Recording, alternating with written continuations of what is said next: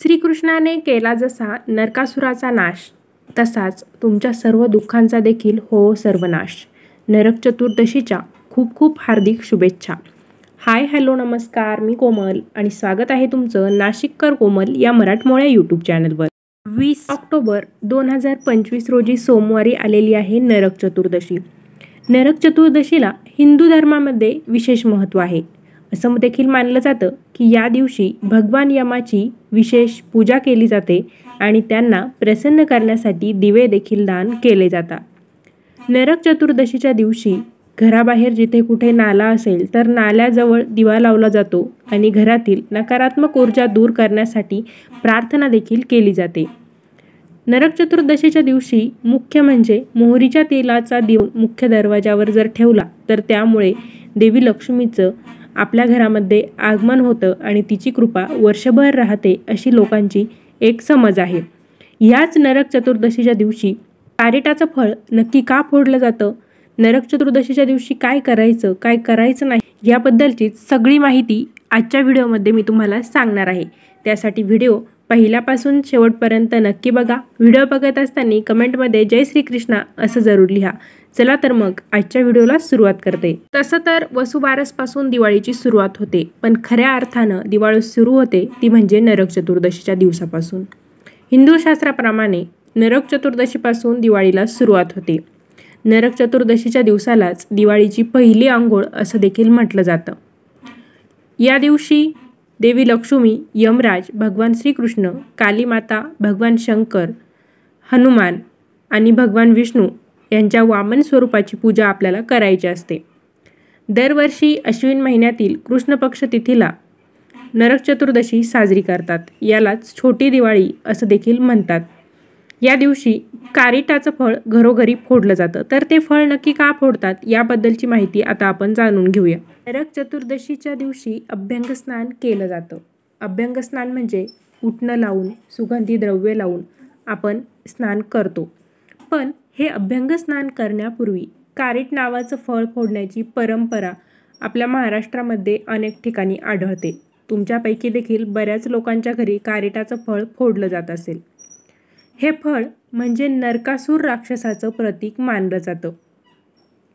कारण नरक चतुर्दशीच्या दिवशी भगवान श्रीकृष्णाने नरकासूर नावाच्या राक्षसाचा वध केला होता. त्यामुळेच नरक चतुर्दशीच्या दिवशी पहाटे लवकर उठून अभ्यंग स्नान करण्यापूर्वी घराबाहेर किंवा जिथं कुठं तुळशी वृंदावन असेल तर त्या तुळशी वृंदावनाजवळ डाव्या पायाच्या अंगठ्याने ते कारिट नावाचं फळ ठेचलं जातं, फोडलं जातं.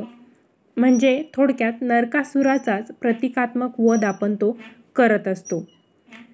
त्याच्या रूपात असलेली सारी कटुता, दृष्टता नाहीशी करावी आणि त्यानंतर मंगल स्नानाने पवित्र होऊन अभ्यंग स्नान करणाऱ्या व्यक्तीला प्रथम कुंकवाचा टिळा लावण्यात येतो.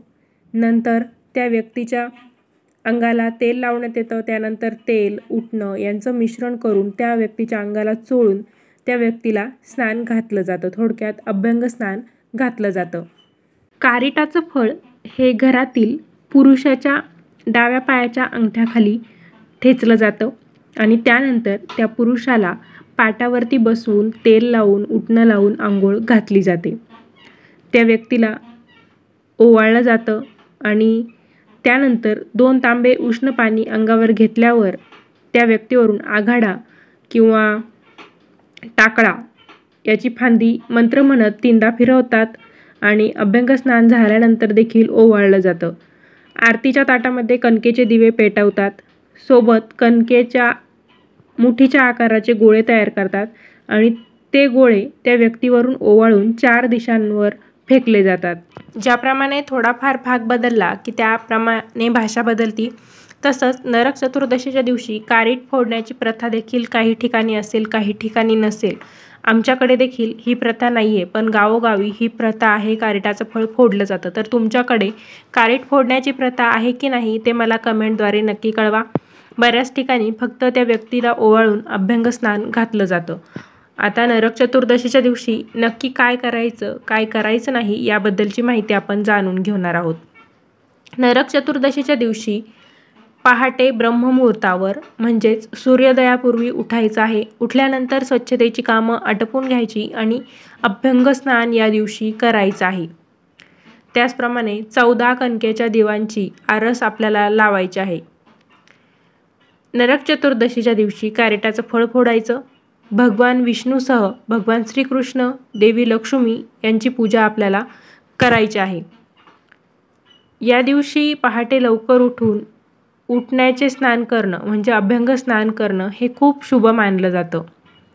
या दिवशी देवी देवतांच्या जर नवीन मूर्ती तुम्ही घेतलेल्या असतील तर त्या ईशान्य कोपऱ्यामध्ये आपल्याला स्थापित करायच्या आहे, देवघरामध्ये स्थापित करायच्या आहे आणि त्यांची यथायोग्य पूजा देखील करायची आहे. आता नरक चतुर्दशीच्या दिवशी नेमकं काय करायचं नाही ते मी तुम्हाला सांगते. नरक चतुर्दशी हा दिवाळीचा पहिला दिवस असतो. दिवाळीची पहिली अंघोळ असते, त्यामुळे या दिवशी चुकूनही मांसाहार करायचं नाही. त्याचबरोबर तामसिक अन्नाचं सेवन देखील करायचं नाही. नरक चतुर्दशीच्या दिवशी केस कापायचे नाहीत, नख कापायचे नाही. या गोष्टी करायला सक्त मनाई आहे. उशिरापर्यंत झोपायचं नाही, त्यामुळे सूर्योदयापूर्वीच आपल्याला नरक चतुर्दशीच्या दिवशी उठायचं आहे. या शुभ दिनी आपल्याला कोणत्याही प्राण्याची हत्या करायची नाही. कोणत्याही प्राण्याला आपल्याकडून इजा होणार नाही याची काळजी घ्यायची आहे. कोणत्याही मुक्या प्राण्यांना कोणत्याही प्रकारे आपण त्रास द्यायचा नाही. मारामारी करायची नाही, अपशब्द काढायचे नाही. सणासुदीच्या दिवसामध्ये आपल्यामुळे आपल्या घरामध्ये कलह निर्माण होईल, वाद निर्माण होईल अशी वर्तणूक आपण करायची नाही. या दिवशी मीठ, तेल आणि खोट्या वस्तूंचं दान करणं शुभ मानलं जात नाही. त्यामुळे नरक चतुर्दशीच्या दिवशी मिठाचं, तेलाचं आपण दान करायचं नाही. या उलट नरक चतुर्दशीच्या दिवशी संध्याकाळी आपल्या घराच्या मुख्य दरवाजावरती मोहरीच्या तेलाचा दिवा लावायचा आहे. त्यामुळे देवी लक्ष्मी प्रसन्न होते, आशीर्वाद देते आणि वर्षभर तिची कृपा आपल्या घरावरती टिकून राहते. बऱ्याच वेळेस नरक चतुर्दशी आणि लक्ष्मीपूजन हे एकाच दिवशी येतं. मात्र यावर्षी 20 ऑक्टोबर 2025 रोजी नरक चतुर्दशी आहे आणि त्यानंतर दुसऱ्या दिवशी आलेलं आहे लक्ष्मीपूजन. तर नरक चतुर्दशीच्या दिवशी कार्रेटाचं फळ सोडा, अभ्यंग स्नान करा. तुमच्याकडे कार्रेटाचं फळ फोडण्याची पद्धत नसेल तर नाही फोडलं तरी हरकत नाही. कार्रेटाचं फळ म्हणजे हे कडू चव असणारं रानटी टरबुजाचाच एक प्रकार आहे. आकाराने छोटं असतं हे फळ, आपल्या पायाच्या अंगठ्याखाली बसेल असं छोटंसं हे रानटी कडू टरबूज आहे. यालाच करटुलं असं देखील म्हटलं जातं. नरक चतुर्दशीला हे फळ फोडणं म्हणजे भगवान श्रीकृष्णाच्या विजयाचं प्रतीक आहे. हे फळ फोडण्याची परंपरा आजही आहे. त्याचं कारण असं की या परंपरेमुळे सर्व वाईट गोष्टींचा नाश आपल्याला करायचा असतो आणि चांगलं आचरण आपल्याला करायचं असतं. तर मंडळी, अशा प्रकारे आजच्या व्हिडिओमध्ये आपण नरक चतुर्दशीच्या दिवशी कार्रेट नावाचं फळ का फोडलं जातं, कार्रेटाचं फळ कसं असतं, या दिवशी नक्की काय करायचं, कोणत्या गोष्टी चुकूनही करायच्या नाही, अशी सगळी माहिती आपण जाणून घेतलेली आहे. तुमच्याकडे कार्रेट फळ फोडण्याची परंपरा आहे की नाही कमेंटद्वारे कळवायला विसरू नका. व्हिडिओ तुम्हाला आवडला असेल तर व्हिडिओला लाईक करा, शेअर करा. चॅनलवर नवीन असाल, अजून सबस्क्राईबच केलेलं नसेल तर धार्मिक, आध्यात्मिक तसेच सणावारांचे व्हिडिओ बघण्यासाठी आजच आपल्या नाशिककर कोमल या मराठमोळ्या यूट्यूब चॅनलला सबस्क्राईब नक्की करा. त्या शेजारी बेल आयकॉन दिलेला आहे, त्याच्यावरती देखील क्लिक करा. म्हणजे नवनवीन व्हिडिओंचे अपडेट तुम्हाला नोटिफिकेशनद्वारे मिळत राहतील आणि तुमच्याकडून आपल्या चॅनलवरचा एकही व्हिडिओ मिस होणार नाही. दिवाळीच्या सणाच्या तुम्हाला, तुमच्या परिवाराला खूप खूप हार्दिक शुभेच्छा. धन्यवाद.